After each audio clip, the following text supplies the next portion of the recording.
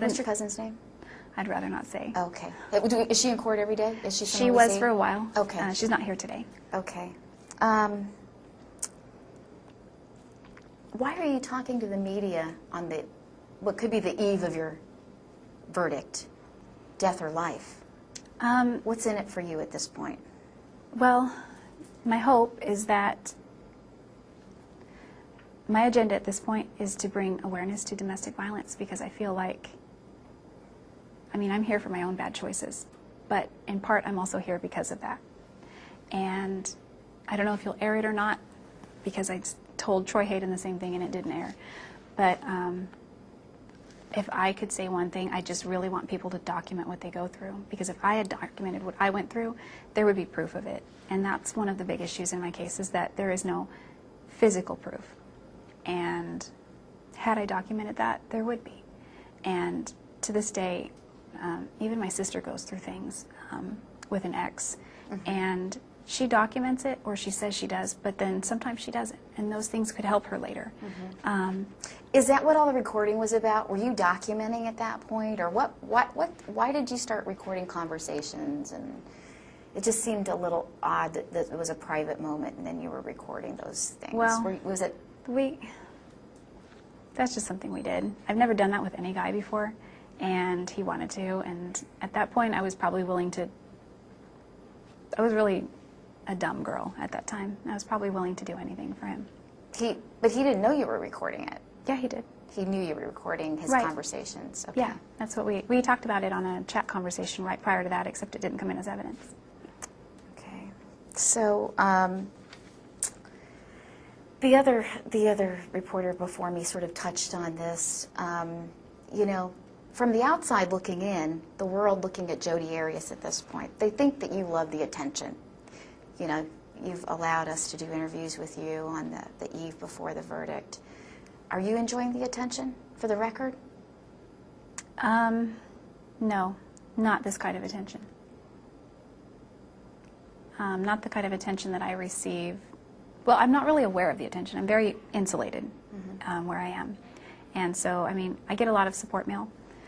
Tell me about that. What kind of support mail? Hundreds and hundreds. I have like 200 plus postcards right now that I don't even think that it's logistically possible to respond to everyone. No. Well, what are they saying to you? Just give me an example of, you know, Joe Blow down the street. Jodi, I listened to your testimony and I believe you. I'm in your corner. Or the best ones are when women write me and say, I was in a situation like yours before and I totally understand. Or, thank you for your testimony. I've left the relationship that I was in because of what happened. Things like that. That if I can motivate one person to get out of a bad relationship, or if I can motivate one person to at least document what's going on, you know, something, then that's better than if they just went down the path that I went down. What do you want your legacy to be? Well, it's not the best legacy, but if anything, I'd like to be an example of, I want people to see what happens when you don't document what's going on. A cautionary tale. Cautionary tale is good. I think that's appropriate. I can't stress enough how important that is. We have so much technology that's so easy to operate this day, and it's affordable, and there's just ways to document what you're going through so that there's never any question about what has happened should that ever arise. You don't even have to use it. You don't have to turn in the person you love if you don't want to, because most people won't. Yeah. I know I certainly didn't want to. But it's there just in case. Back to the abuse. That day in that bathroom, when you feared for your life as you say you did, before you dropped the camera, what were the last words Travis said to you? I don't remember it was just idle chit-chat. Like what? We were talking about the pictures, you know, no, that one's good, we'll keep that one, we'll delete that one, okay. You know, just common stuff pertaining to that situation. And he went from that to, I'm going to kill you over a camera? It wasn't instantaneous. It built within a matter of minutes. obviously, you regret what happened. Other than that, what other regrets do you have pertaining to all this? I regret, well, I don't know if I was in a state of mind at that time to have the perspective that I have now. So it's hard to have that regret if it wasn't even a possibility then. But I wish, if anything, I wish I'd had the perspective that I had now. Mm-hmm. What state of mind were you in? Post-arrest? That's what, No. kind of what I was referring to. Okay. Okay. I was referring to the actual, what was happening. Oh, the day of. Yes, Oh, okay. the day of. I What can't, was I your can't- state of mind? I mean, you went there, you had hours of sex with this guy who you'd broken up with. He invited you in. Once again, confusing, muddying the waters, right? Yes. Were you just so frustrated with him and so angry with him? No, I don't feel like I was ever angry with Travis. You were never a scorned, bitter woman, jealous by these other women. I had no knowledge of it. I assume there were other women because that was his modus operandi. But we weren't in a relationship, so I can't dictate. I don't think I could ever dictate, even if we are in a relationship, what he does.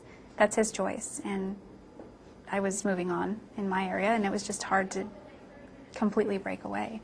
So we hang out again like we always did, and You just couldn't make that break. And he really couldn't either. He kept inviting you back for more. yeah, he did. Is that the downfall right there? If you had just gone your separate ways? I think about that a lot. What if I had just, when I moved 1,000 miles away from him, what if I just crossed over that border into California and never looked back? Never answered the phone again, never responded to another email or text message, just stopped. I think about that a lot. And what have you come of that? I mean, I can't change the past, and I'll regret it for the rest of my life. a lot of women have that problem. The ex still texting, there's some communication, they go back, they go forth, you know. There's a lot of women have that problem, but it doesn't end as horrifically tragic. I know. Well, I don't think that ex attacks them and threatens to kill them. So I really wish that I could do all of that over, and I would never go there. Daniel Freeman was a good friend of yours. Yeah, he was. He told us in an interview, not me, but one of our other reporters, that he felt that if it was an option, that you should get the death penalty. How does that make you feel, someone who was a good friend of yours at one time? Well, he's just one of the same herd that's judged me since then. If he's changed his tune, he's entitled to his opinion, and it's no different than all of my other friends who've said the same. Mm-hmm. My so-called former friends. Speaking of judgment, you must know all of America sits in judgment of Jodi Arias right now, and you really have been deemed the most hated woman in America. How does that make you feel? I didn't know that. Actually, I feel a lot of love and support from people who write in and believe me and want to help me and want to be there for me, and I've received an outpouring of love and support from other people. So all of that, it doesn't reach me. One of the deputies actually told me you had a mountain of mail in your jail cell, and they actually had to get rid of it because it was a fire hazard. Is that true? They made me, I don't know when this was, but I was ordered to release it, so it went to my attorneys. Yeah. Just too much for you to even open. Well, we only get postcards here, so this was all Okay. mail that was read, and it just built up with time. Okay. You know, Samantha Alexander, that day she took the stand, and Stephen Alexander took the stand. There were moments where I think the jury finally saw you, maybe feeling some remorse. We saw you crying. We saw tears rolling down your cheeks. Samantha said, "We will never get those images of our brother's neck being slit out of our minds." How have you gotten that out of your mind? It's not out of my mind, but mostly I've avoided looking at it, but it's there, and I've seen it.